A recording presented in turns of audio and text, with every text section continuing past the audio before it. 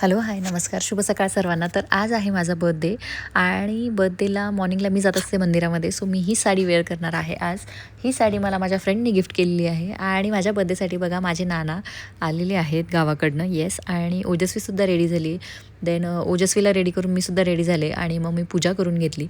पूजा झाल्यानंतर नानांनी बघा किती सगळे जांभळं आणि इतके सगळे आंबे आणले होते. गावाकडनं इतकं सगळं घेऊन आले होते ना. ते शेवटी कसं असतं ना, वडिलांचं आणि आईचं प्रेम ते ते त्यांचंच असतं. त्यांच्यासारखं प्रेम कोणी करू शकत नाही. बघा किती सगळे आंबे घेऊन आले होते नाना.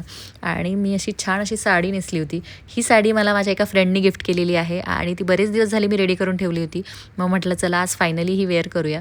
आणि मग मी सगळेजण रेडी होऊन मंदिरात निघालो. मंदिरात निघाल्यानंतर ओजस्वीला म्हटलं पुढे बस. नाही, तिला बाबांसोबत मागे बसायचं होतं. ती म्हटली मी बाबा आणि मी मागे बसणार. म्हटलं ओके ठीक आहे. आता तुम्ही म्हणाल सकाळ सकाळ मंदिरात. हो, मी माझ्या प्रत्येक बर्थडेला सकाळी मंदिरात जाते. हे माझं प्रत्येक वर्षीचं ठरलेलं आहे. म्हणजे मला प्रत्येक बर्थडेला म्हणा किंवा माझं सुरुवातीपासून लहानपणापासून मला ती सवय लागलेली आहे. माझ्या माहेरीसुद्धा आमच्या घराच्या जवळच मंदिर होतं.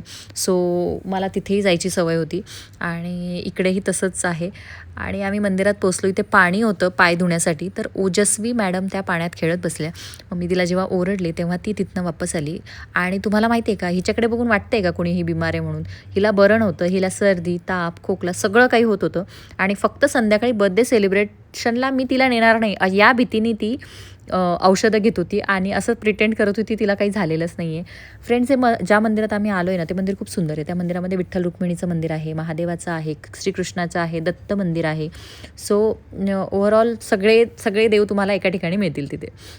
आणि मंदिराचं वातावरण पण खूप सुंदर आहे. मस्त छान झाडी होती, केळीची झाड होती. त्या झाडीला छोटे छोटे बनाना झालेले होते. आणि मग आम्ही दर्शन घेऊन रिटर्न निघालो. आणि ऊन इतकं वाढत चाललं होतं ना.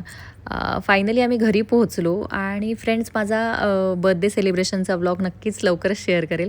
तोपर्यंत तुम्हाला हा व्लॉग माझा कसा वाटला नक्की सांगा आणि सबस्क्राईब करायला विसरू नका. Thank you so much.